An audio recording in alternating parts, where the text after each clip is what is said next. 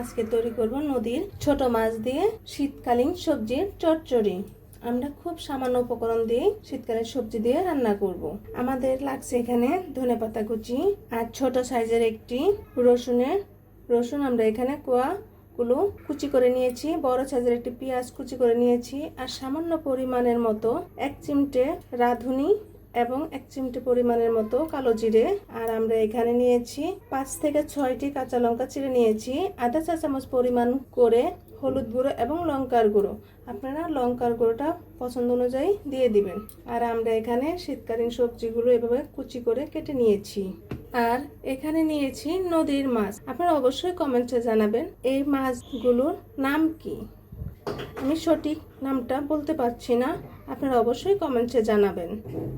চলুন প্রথমে রান্নাটি শুরু করি। প্রথমে আমি একটি কড়াই বসিয়ে দিয়েছি। 1 চামচ পরিমাণের মতো আমরা এখানে সাদা তেল দিয়ে দিয়েছি। এখানে পেঁয়াজ কুচি, রসুন আমরা কুচি এখানে দিয়ে দিব।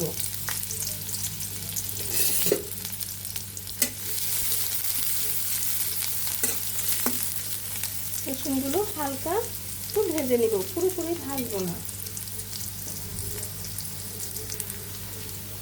কাঁচা লঙ্কা কুচি, কাঁচা লঙ্কা ছিঁড়া কাঁচা লঙ্কাগুলো এখানে দিয়ে দিব।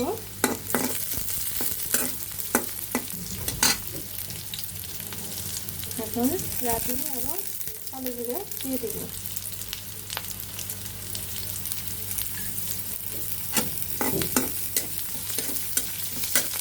সবজি উপকরণ একসাথে একটু ব্রাউন কালার করে নেব।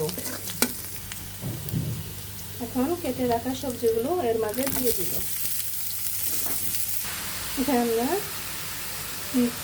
লঙ্কার গুঁড়ো এবং হলুদ গুঁড়ো দিয়ে দেব এবং প্রয়োজন মতো লবণ দিয়ে দিব। এখন ভালোভাবে সবজিগুলো লঙ্কা এবং হলুদ গুঁড়োর সাথে মিশিয়ে নিতে হবে। এখন ঢেকে দিব। এখন সবজিগুলো ভালোভাবে উল্টিয়ে পাল্টিয়ে দিব। আপনার পছন্দ অনুযায়ী সবজি দিয়ে দিতে পারেন।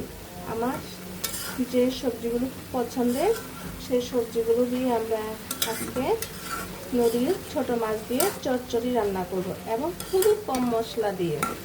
নদীর মাছগুলো কিন্তু আমরা কোনো ভাজবো না, একদম শুধু লবণ মাখিয়ে তরকারিতে দিয়ে দিব। সব সময় বড় মাছ এবং মাংস খেতে মন চায় না এবং ভালোও লাগে না খেতে।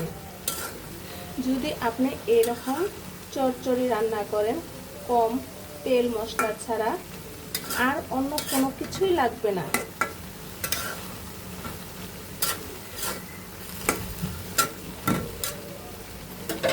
এখন আমরা আবার ঢেকে দিব।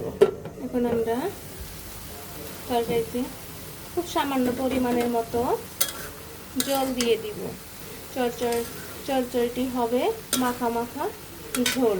আমরা একটু খুব সামান্য পরিমাণের মতো জল দিয়ে দেব যাতে সবজিটা সিদ্ধ হয় ভালোভাবে। আর একটু জল দিয়ে দেব,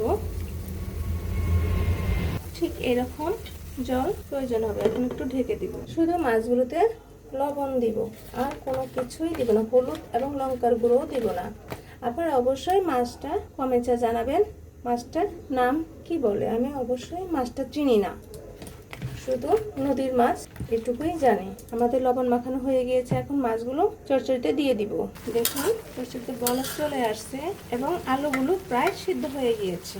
এখন আমরা লবণ মেখে রাখা মাছগুলো এর মাঝে দিয়ে দিব। আপনারা অবশ্যই এভাবে একবার হলো ট্রাই করে দেখবেন কতটা টেস্ট হয়। এখানে আর অন্য কোনো বাটা মশলা ইউজ করব না। এখন আবার একটু ঢেকে দিব, কারণ নদীর মাছগুলো খুবই নরম। আলতোভাবে উল্টিয়ে পাল্টে দিতে হবে। দেখুন মাছগুলো একদম সিদ্ধ হয়ে গিয়েছে।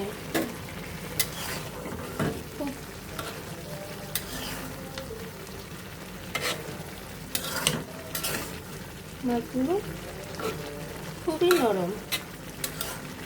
আপনারা অবশ্যই লবণটা চেক করে দেখবেন। এখন আর ঢেকে দিব না।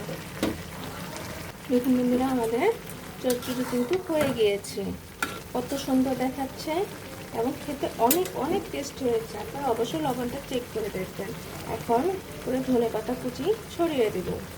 আপনারা প্লিজ বন্ধুরা অবশ্যই একবার হলেও বাসায় এভাবে ট্রাই করে দেখবেন।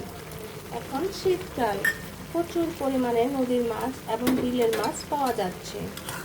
আপনারা এভাবে যে কোনো ছোট মাছ দিয়ে শীতকালীন সবজি দিয়ে রান্না করে খাবেন এবং কমেন্টে অবশ্যই জানাবেন তরকারিটি কেমন হলো।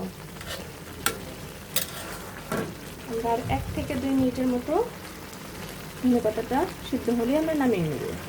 চচ্চড়ি হয়ে গিয়েছে, এখন আমরা নামিয়ে নিব। দেখুন বন্ধুরা, আমাদের চচ্চড়িটি হয়ে গিয়েছে, কত সুন্দর দেখাচ্ছে এবং খেতে অনেক অনেক টেস্ট হয়েছে। আপনারা অবশ্যই কমেন্টে জানাবেন ভিডিওটি কেমন হলো। ভিডিওটি দেখার জন্য ধন্যবাদ। Thank you.